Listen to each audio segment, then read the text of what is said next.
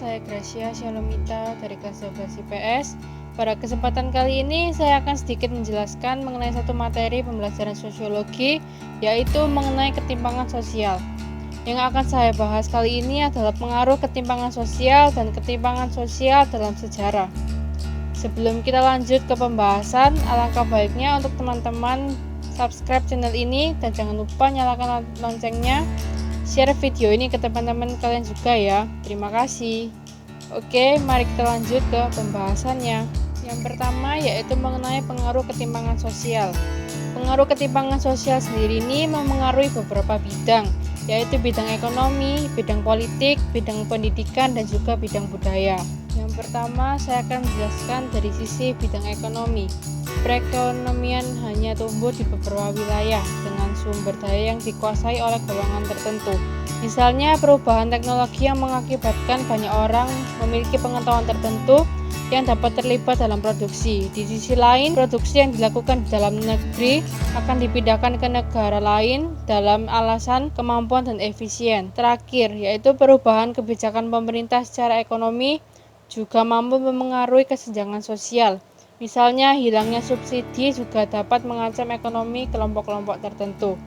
Lalu yang kedua yaitu saya akan menjelaskan mengenai dari sisi bidang politik. Dari bidang politik ini terdapat dominasi ekonomi negara maju terhadap negara lain yang berdampak pada dominasi bidang politik. Misalnya Amerika Serikat yang dikenal sebagai negara superpower memberikan pengaruh pada negara-negara lain dari segi kebijakan internasional.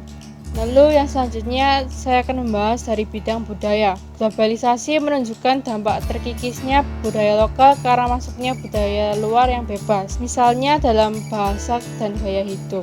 Yang selanjutnya yaitu dari bidang pendidikan. Masih adanya paham atau jalan yang berbeda dari kalangan keluarga mampu dan tidak mampu. Dampak tersebut yaitu lingkungan sekolah yang tidak berkualitas. Lalu kurangnya kesempatan memperoleh pendidikan yang berkualitas bagi masyarakat yang kurang mampu.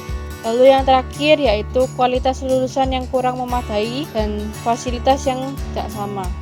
Ketimpangan sosial bukanlah hal yang baru terjadi, tetapi sudah terjadi sejak masa lampau.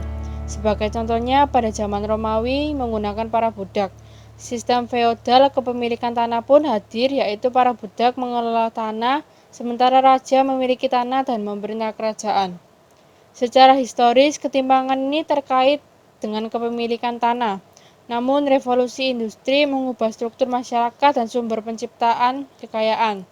Tulisan para sosiolog pada abad ke-19 ini menunjukkan bahwa akademisi pun mulai tertarik pada keberadaan kesenjangan sosial dan tanah, tetapi pada kepemilikan alat-alat produksi seperti pabrik. Berikut ini adalah salah satu contoh ketimpangan sosial yang terjadi dalam sejarah.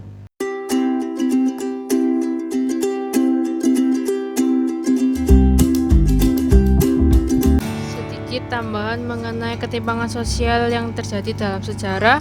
Pada waktu itu, Max Weber mengambil perspektif ekonomi politik untuk menghasilkan analisis yang menggambarkan bahwa posisi sosial dari seseorang itu bergantung pada peluang hidupnya. Weber juga berfokus pada analisis kekuasaan dan menyimpulkan bahwa prestasi dan status sosial itu sama pentingnya dalam menciptakan hierarki sosial. Sekian yang dapat saya sampaikan mengenai pengaruh ketimpangan sosial dan ketimpangan sosial dalam sejarah. Terima kasih sudah menonton. Tuhan Yesus memberkati.